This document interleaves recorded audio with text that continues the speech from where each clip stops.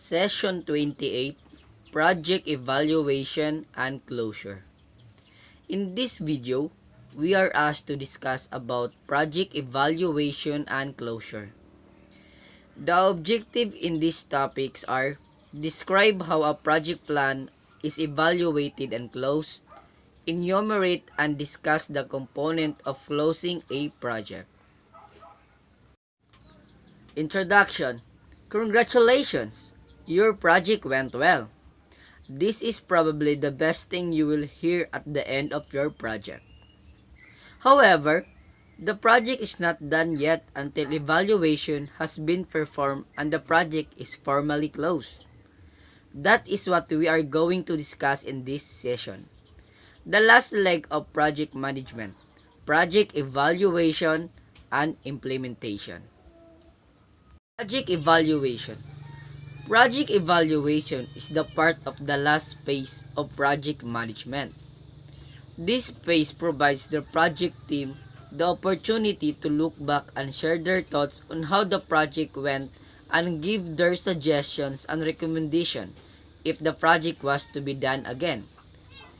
It means that project evaluation is a strategy used to determine the success and impact of projects, programs, or policies.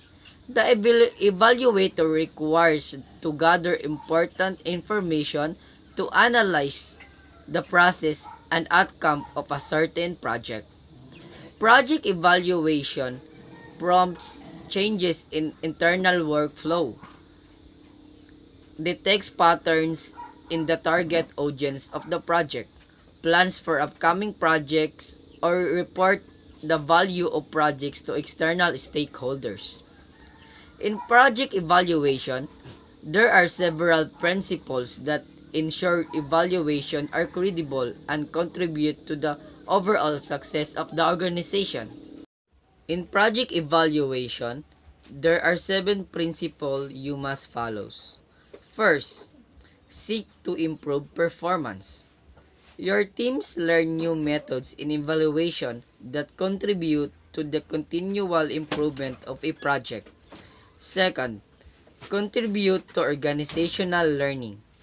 Creating a feedback about the organizational growth. Third, share project participation. Distribute the result of the project evaluation to stakeholders increases the level of participation from others. Fourth, focus on results. Practicing regular evaluation may help to direct your project towards achievable results. Fifth, build relationship with stakeholders. Involving stakeholders in each process of project evaluation can deepen their trust in your team's abilities. 6. Use credible processes. It is important to use verifiable and reliable processes, practices, and strategies. And the last one is conduct evaluation ethically. Selecting and implementing a style of project evaluation requires careful attention for the sake of your employees and the sensitivity of the project. To effectively complete or implement most projects, evaluation plan is needed. There are 2 basic types of evaluation plans. First, formative. Second, summative. Formative evaluation plan is completed before or during the project. Summative evaluation plan, it is written at a project completion. Evaluates whether the goals that were achieved are the goals that were set. Project life cycle. As you can see in the picture, you can see a project communication in the center. There are 4 branches in project communication. The first one is project definition. The second one is detailed planning. The third, monitoring and control. And last is post-prosecution review. There are four parts in project communication. The first one is project initiation. It means that an opportunity is identified and solution is agreed upon. Project form to produce the solution. Project scope is defined. Project team form. The second is project planning. Detailed preparation to ensure that activities to be performed in the implementation stage are properly sequenced, resourced, executed, and controlled. The third is project implementation. Plan is put into action. Deliverables are physically constructed and presented to the customer for acceptance. And the last is project closing and evaluation. Project success is evaluated and documented. Closing done formally so project benefits are fully realized by the customer. I'm Julian Tubilian. I am the one who continued the discussion of Jericho Vincoy. My topic is all about phases in closing a project. Closing out a project is not just a matter of executing deliverables.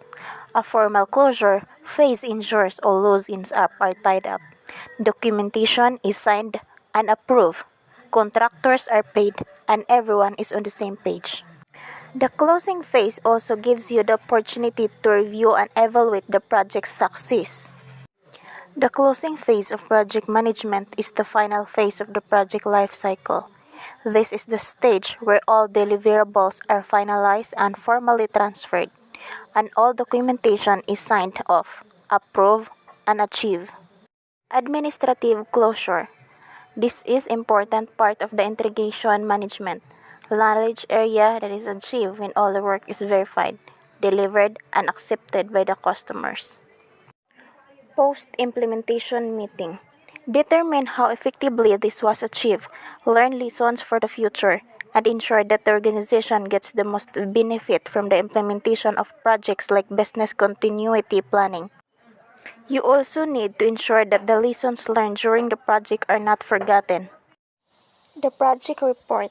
Through these reports, all those involved are able to track the current progress of the project and compare it against the original plan.